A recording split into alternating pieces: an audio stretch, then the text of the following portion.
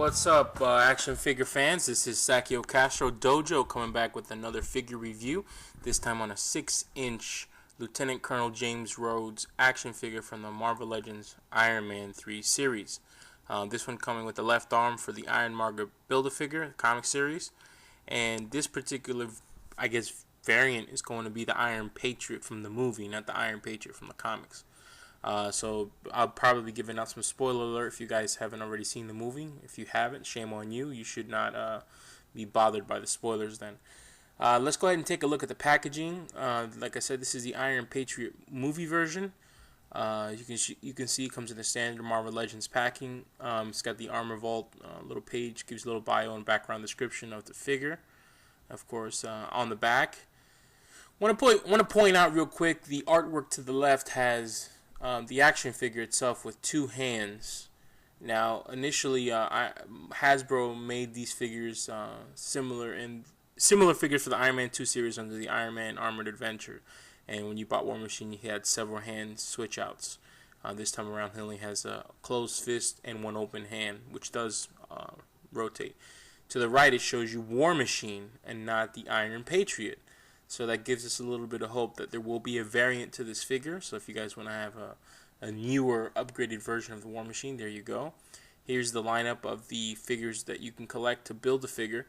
Now, I read that there was going to be a Mandarin of Mr. Ben Kingsley, and I don't see him anywhere in this lineup out of the 6 figures from the Marvel Legends. So if there's a Wave 3, I want to see what Wave 3 is going to hold. That's going to be interesting.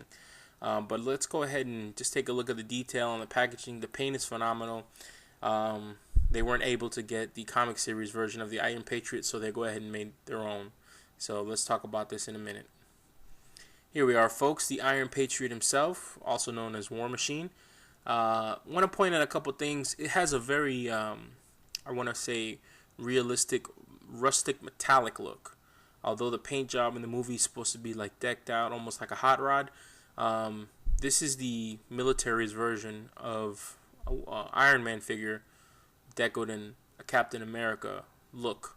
And I think in the movie they tried to portray that the United States wanted to have a symbol and not just have a robot or a machine as a weapon. This little turret gun on the back of his shoulder pad is pretty interesting. It has a good range of movement, but at the base it does not swivel. So that's one thing I wanted to point out. Some of you guys had questions. Just so you know, I do these reviews because I know some of you guys out there won't open your figures. So, because you won't do it, I will.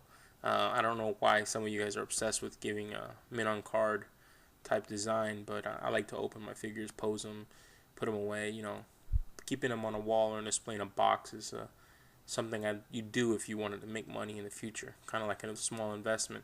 Some of the figures are worth a lot of money over time, but remember, just because a figure is rare doesn't mean it's worth money later on.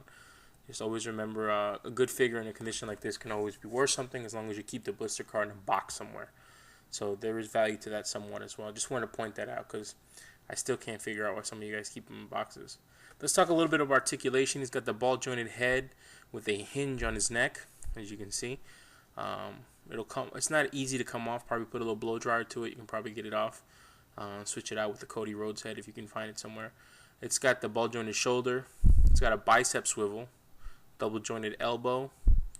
It's got the wrist pivot and the wrist twist. That's the open hand I was talking about. On the back of the packaging, it shows 2 open hands, and it's not as easy to pull out the hand as you think it would be, like the Armored Adventure ones. And on this side, he's got the closed hand. This time around, they added the guard for his hand as part of the swivel. He's got I want to say a ball-jointed torso or diaphragm joint, really good for flying poses. So if you guys want to do that. He's also got the ball-jointed hips. So the ball-jointed hip on this one is similar to the Ironmonger, so it's pretty cool. Same setup as you have on the Iron Man Mark 42. He's got a double-jointed elbow. He's got thigh twist, so you guys are wondering. He's got the ankle articulation. He's got a little bit of twist there, but it's hindered by the armor itself. As you can see, I got a new camera. The focusing is a lot better. So hopefully you guys like the camera. I don't have to fiddle with it too much. Believe it or not, the more high-tech my camera got, the harder it was to get these videos to focus. This is a much cheaper camera, and it focuses a lot better. Here you are, semi-completed Ironmonger. I got the left arm now. I'm waiting for the head out of the Hasbro toy shop. They were shipping Ultron late. Unlike some of you guys out there, I have heavy scalpers in my part of town. Here in Orlando, we have a big comic book community. There's pretty good comic book shops out here, mom and pop shops, but there's ones that they prey on the tourists, mainly South Americans and Europeans that come to visit the Disney World area. And so there's a couple comic shops that take advantage of Walmart, Target, Toys R Us, and all the non-specialty shops that have these figures. So when they do get released, you never see them. Once in a while, I get a good score and I win. Like I was able to get the Iron Man Mark 42.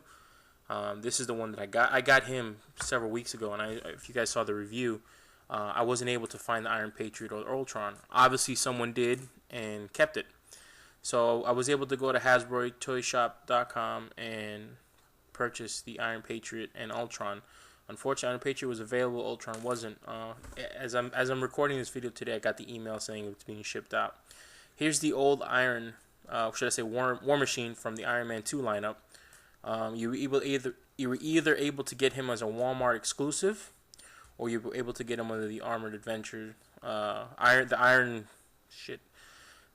Avenger, Iron Man Adventures on Toys R Us. Usually was an exclusive. I think Target carried it for a while.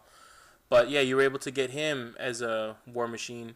Unfortunately, they never released, and he had no pegs on the bottom. He was never released as a James Rhodes head, so good luck finding a 6-inch figure version of it to get the swap. But someone did a nice Willem Dafoe from the Spider-Man movie series, so you can always do a little playoff on that. Remember, the Iron Patriot was unable to secure its rights with Norman Osborn due to the fact Sony has the rights to making that movie. So you weren't going to get an Iron Patriot in the Dark Avengers fashion. But they were able to secure Iron Patriot. They just had to change the guy behind it. In the movie, it was played by James Rhodes, I guess the guy who played the President of the United States, and an extremist soldier. This time around, I think it's a really cool figure. It has a nice, cool design, great articulation, nice paint job, right size. Man, keep them coming, Hasbro. I like it a lot. And wait for that head. I want some Ironmonger head. Peace.